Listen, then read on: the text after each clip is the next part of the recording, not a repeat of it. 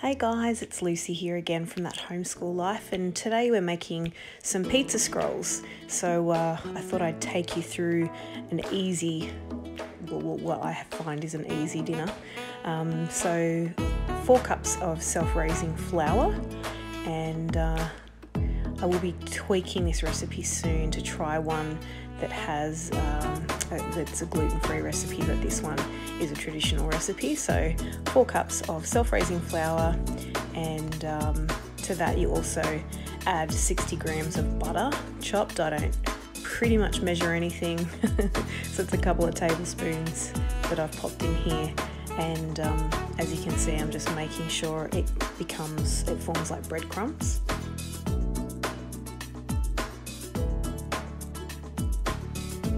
And now we add in a couple of cups of milk. So again, I'll be trying the recipe out with some unsweetened almond milk because I can't have this. So I actually didn't eat this meal, but this is a meal for my family that seems to be enjoyed by pretty much everyone. So giving that a really good stir through with a knife, it forms a nice batter there, and obviously if it's too sticky, just add a little bit more flour in, and then I'm just flouring up the bench to be able to roll it out onto it. I think there's something really therapeutic about working with dough. I love it. Maybe it takes you back to childhood or reminds you a bit of Play-Doh or something. I used to make Play-Doh with my mum, so I love the feeling of kneading dough and mixing it together. It just kind of, yeah, it's a bit therapeutic, I think, for me.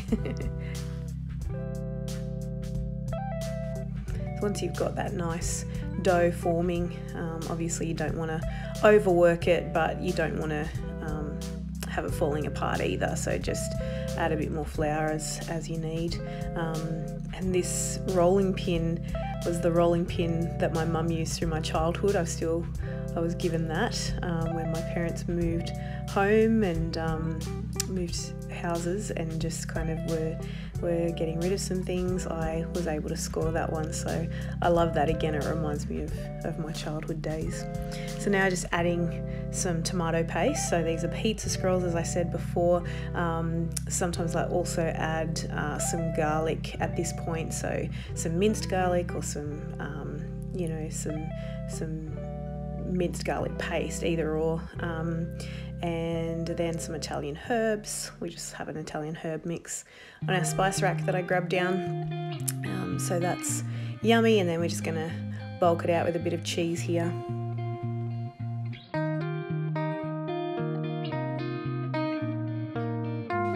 Again, with the therapeutic feelings here. I think the throwback to childhood and the Play-Doh again, but I love this part where I actually roll it, and so you're just going to roll it over itself, and usually kind of squeeze it a little bit to make it a little bit elongated, and then basically here we're just going to spray the cast iron pan. I prefer the cast iron pan. I have done this before in the slow cooker and it turns out okay, and I've also done it in just a cake tin, but I actually really prefer the way that it seems to rise in the cast iron.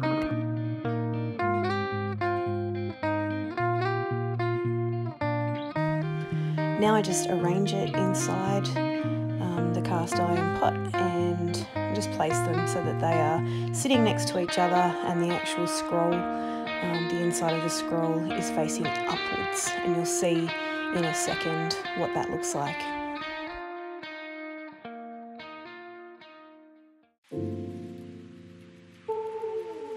Yeah, so you can see that they fit really neatly inside this pot that I have, and I pop them into the oven here from an oven that's 180 to 200 degrees Celsius, and I'll put it on for 40 minutes.